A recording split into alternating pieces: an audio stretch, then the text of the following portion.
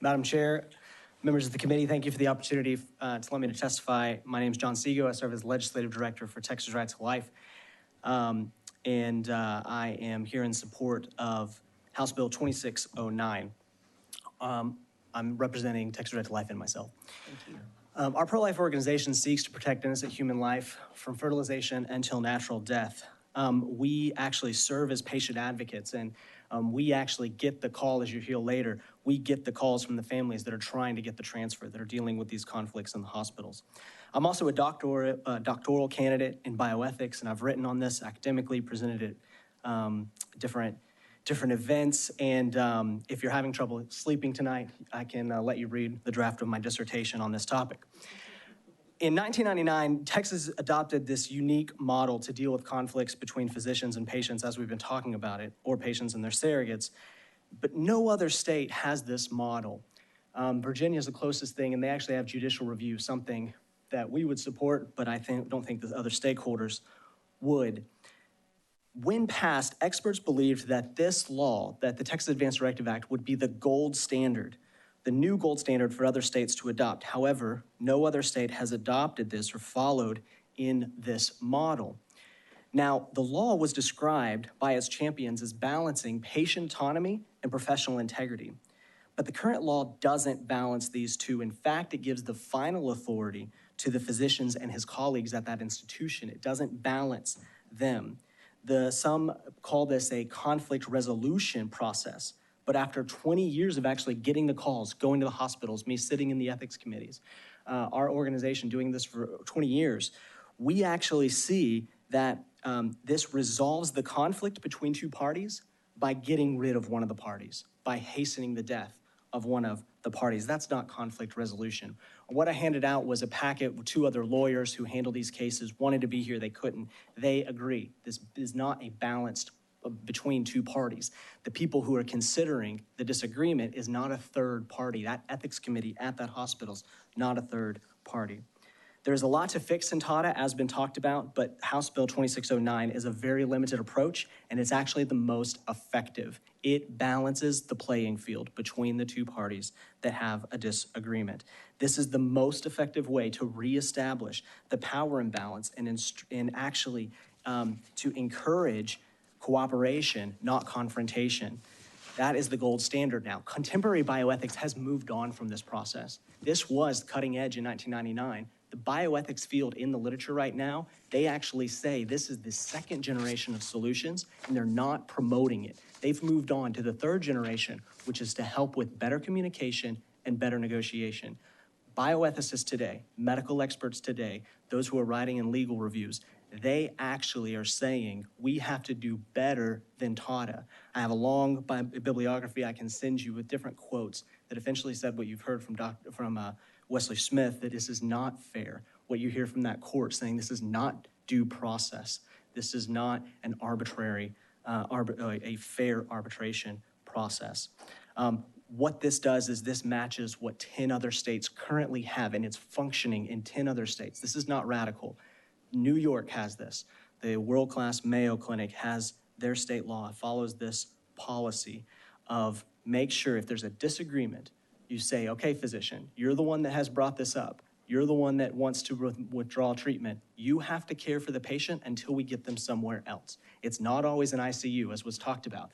We've helped patients go to home health care. Sometimes that's more appropriate. We've helped patients go to hospice or long-term care facilities. We rarely try to get them to another ICU. This is the most effective way. We need to incentivize a law that incentivizes the two parties to work together, not to have a confrontation and then watch the clock for 10 days or any amount of days. That doesn't help the two parties come together. We've seen this firsthand, as you'll hear later, I'm just asking you to support this bill, House Bill 2609, and I'll yield for any questions. I have a question. Members, any questions, or Representative Smith? Hey, John, thanks for your time. Yep. I appreciate your heart in this. But tell me, what do we do when we can't get a transfer? Let's ask the other 10 states. So New York has had this policy for over 20 years. They've actually had a different experiment going on with treatment pending transfer. You can always get them into another care environment. And if you can't, if it is the extreme case, you can't even send them home, you can't even get them to hospice, that means they're actively dying. Why are we trying to rush the process if someone is actively dying? So there are extremely rare cases that you can't transfer. Now, in our experience, it has been issues like Chairwoman Click brought up earlier, is the hospital is not cooperating. They're not putting the trach in for us to transfer. Now, very rarely do we go to courts because it was mischaracterized earlier. We can only go to court to get an extension. And whenever the lawyer shows up in court and we take our patient there, we actually have to prove to the judge we already have a transfer. We just need a few more days to get the paperwork in. The bar is very high when we go to court.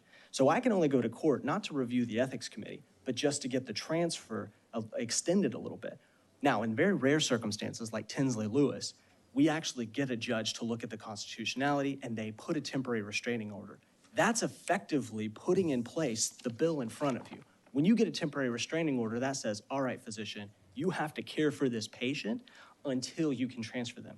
When that happens, all of a sudden, the patient is stabilized. All of a sudden, we start to see them being weaned off. We feel like we're working together with the hospital to try to get them stable enough to transfer. That's what I mean by incentives.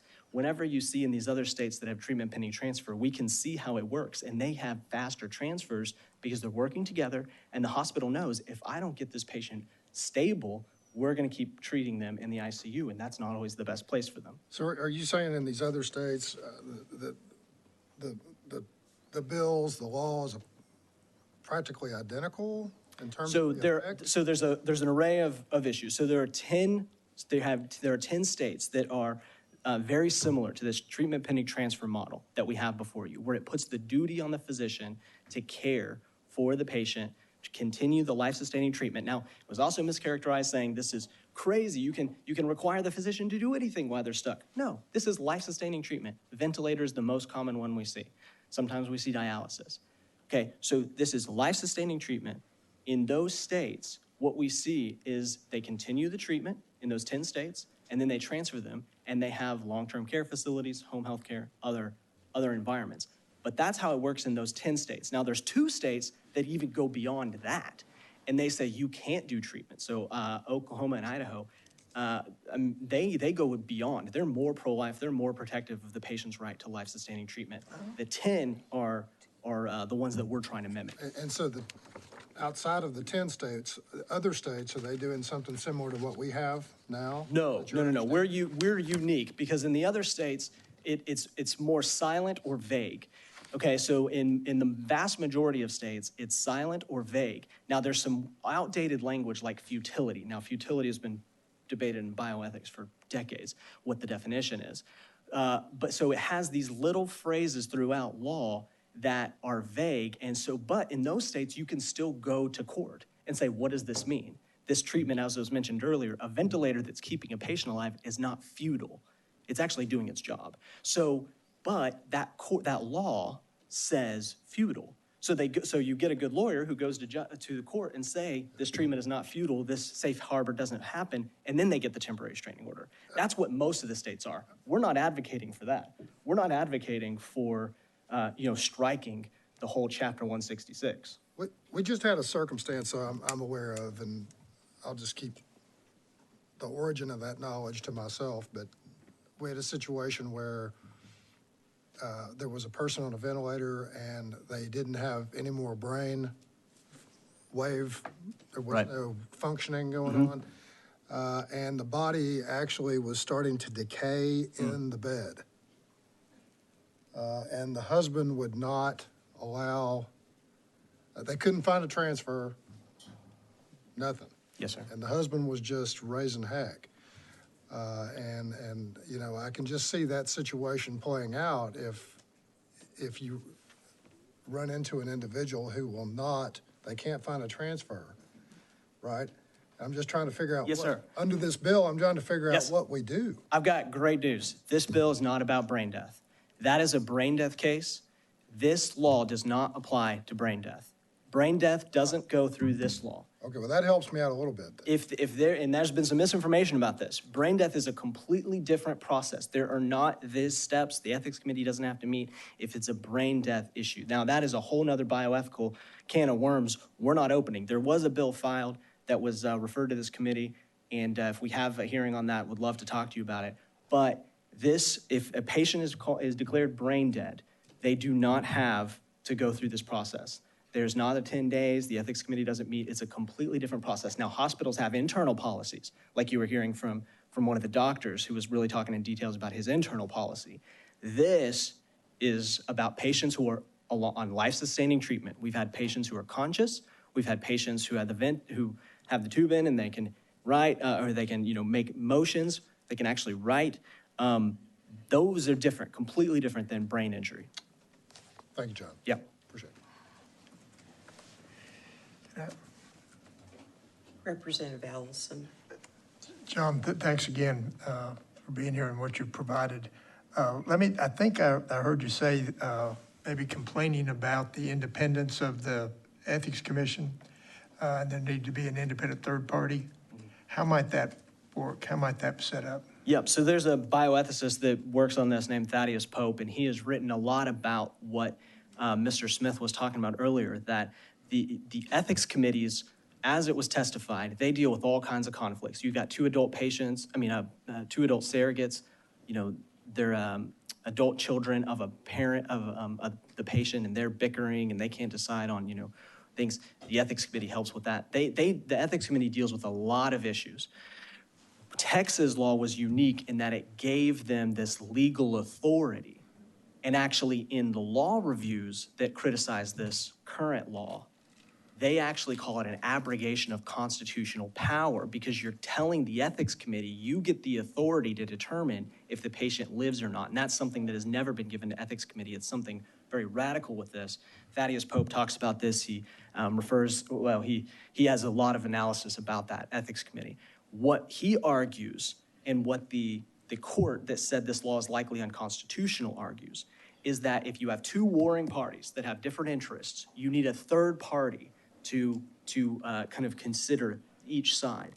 But an ethics committee is run by that hospital. It's actually members of that hospital staff. Now, I've been in them whenever I walked in with a single mother. She was advocating for her 12-year-old son. We walked in, and 15 white coats walked in. Okay, so the power imbalance, not just of the numbers, but of the committee itself, but institutional. It's an institutional body, right? It's to that. So to have a third party arbitrator, you could do like a regional. Those have been promoted as like a regional ethics committee that's not affiliated with any specific facility. These are pretty radical ideas that haven't been tested except in Australia. You could go that route, or you could do what Representative Parker is trying to do and get to the heart of the issue. Let's level the playing field. This is the most effective way to do this. Senator Creighton filed a bill this session that tries to go through step by step to fix the process, all the little due process and issues that were being mentioned. Who's on the ethics committee, that's addressed in his bill. Reporting, that's addressed in his bill. It's a very long bill, it's very complicated, and I doubt you'll get two stakeholders to agree all of those are the right fixes. This is the most efficient way to get at it. By eliminating the 10-day, whatever. The countdown, yes, and making those two parties work together in the best interest of both, incentivize both, because the families don't want to stay in that hospital either. If you're a physician and you just told me you don't think it's appropriate for my wife to stay on a ventilator, I really don't want you to be my physician anymore. I want to get out here just as much as you want to get us out. So let's work together to get that transfer, rather than you saying, all right, go, and I go get on Google and try to find other hospitals, try to call them up, and they say, why are you calling me? It's got to be your transfers office. So this incentivizes cooperation and transfer. That's what we see in the other 10 states like New York. Okay, but following up on Representative Smith's question, let's say you can't get the transfer, you can't reach that agreement. Right. Then what? How do we solve it? Yeah, so you have multiple options. The family is probably, if it's a case like you're talking about, the family might not get what they want. They may say, I want to go to this other ICU. I want to go, to this other, I want to do, a parallel transfer. I want to go up, and escalate. into a different facility that maybe it's a cardiac ICU. I want to get to a better place. They're not going to get that. The law right now here only guarantees a continuation of the life-sustaining treatment. I don't get to pick where I go. I don't get to pick what level, as long as the life-sustaining treatment. So that may be long-term care facility. That may be home health care. The options to transfer, we can find those. We can always find a place if given time. There's rare, I won't say always, sorry. In most cases we can. There are those rare circumstances when the patient is having multi-organ failure. You can't get them stable enough to transfer. Well, then let's let them pass away. Let's let them, if they're in the active process of dying, why are we rushing? It's to push this. And so that's kind of that's our position, is in those extreme cases you're bringing up. So at some point, would you agree that at some point, it would be appropriate or ethical to withhold? Absolutely. Yes, it is absolutely. But the question is who decides? Who is it ethical to decide? I've talked to my wife about this, and I'm a bioethicist, so she's heard more than she wants to about it. I've explained to her the circumstances in which I think it's appropriate to withdraw the ventilator from me. But that's a personal decision that we've talked about together, and her as my surrogate, I want her to be that authority. Unfortunately, in Texas, it's not up to her. It's up to that physician and that ethics committee. Okay, thank you.